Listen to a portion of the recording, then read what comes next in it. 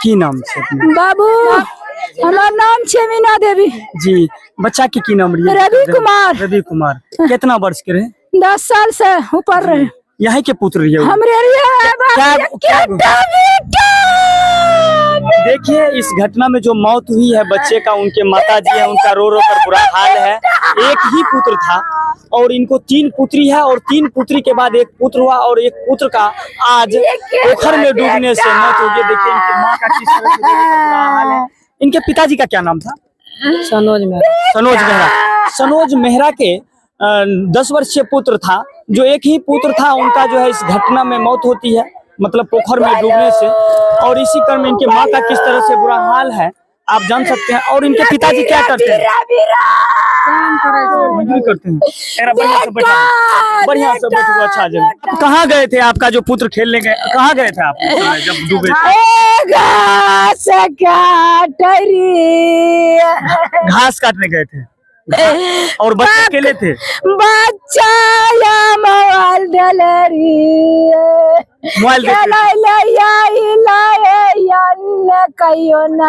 देखिए और दिनों के तरह आज भी जो है अपने पुत्र को मोबाइल देकर अपने काम काज को लेकर चले गए थे घास काटने और बच्चे अकेले थे। जब वो खेलने गए पास के ही पोखर में, बताया जा रहा है यहाँ के स्थानीयों के द्वारा कि स्थानीय पोखर में जब खेलने गए तो इसी क्रम में बच्चे का डूबकर मौत हो गई।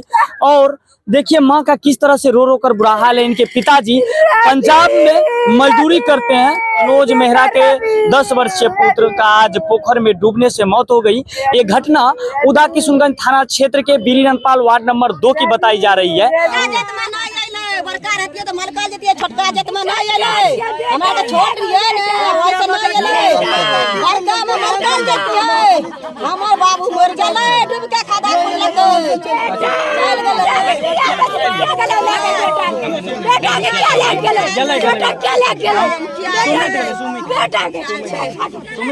देख सकते हैं यहाँ पे आज जितिया का पर्व है। अपने बेटे के लिए जितिया पर्व करती है ताकि उनकी बच्चे का जो आयु है हो सके, बढ़ सके।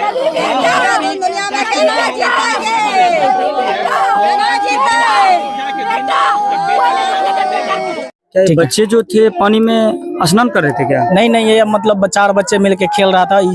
पैर फिसलने के बाद या जब किसी तरह जाने के बाद जो न खेलने के बाद बच्चा हल्ला किया तो हम लोग जो ग्रामीण था वो दौड़ के निकाला गया। बच्चा तब तक में मर गया। देखिए यहाँ के स्थानीय युवा हैं, इनके द्वारा कहा जा रहा है कि ये बच्चे जो है अपने ही पास के पोखर में जो है 4 बच्चे मिलकर खेल रहे थे, जहां पैर फिसलने से बच्चे की मौत हुई है। इस घटना को लेकर यहाँ के स्थानीय युवा समाज सेवी इनसे जानने का क्या परेशानी हुई है?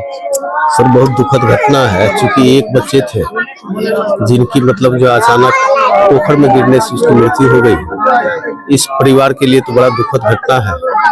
इसलिए चाहेंगे कि इस पीड़ित परिवार को, अब तो बच्चे लौटाया नहीं जा सकता है, लेकिन इसको सरकारी सहायता या जो भी हो इसको मिले सरकार के द्वारा। और यही है अब इसके लिए तो आपका परिचय? बहुजन समाज पार्टी के हम जोन इंचार्ज हैं और अभी वर्तमान में बिहारीगंज क्षेत्र से प्रत्याशी के रूप में भी संभावित प्रत्याशी भी है। आपका परिचय? मेरा नाम जयकिशोर ठाकुर, मुखिया प्रतिनिधि। बच्चा जो गड्ढा में डूब करके मरा उसको जो है कम से कम 4 लाख का राशि सरकार दिया जाएगा, सरकार के द्वारा। हाँ जी। अभी जो ये घटना हुई है, घटना में सुधार हो, इसके लिए क्या कहना चाहते हैं? इसलिए भाई अगल बगल गड्ढा नहीं रहना चाहिए। बच्चा का सुरक्षा कम से कम अपना माँ बाप को सोचना चाहिए। और गड्ढा अगल आड़ी बाड़ी में देते हैं तो किसी का घटना हो सकता है, किसी बच्चा के साथ ये घटना हो सकता है। यहाँ के स्थानीय अभिभावक को सतर्क रहना पड़ेगा कि किसी यहाँ का जो समाज का लोग है उसको अपना सचेत रहना पड़ेगा बच्चा उच्चा के लिए कि हम बगल अगल में गड्ढा देते हैं, उसमें कभी क्या हो सकता है।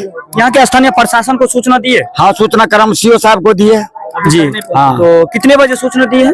सीओ साहब को दिए जिस समय बच्चा अपना दम तोड़े उसी समय हम सीओ साहब को फोन किए, कर्मचारी को भेजा, अपना रिपोर्ट लेके गया।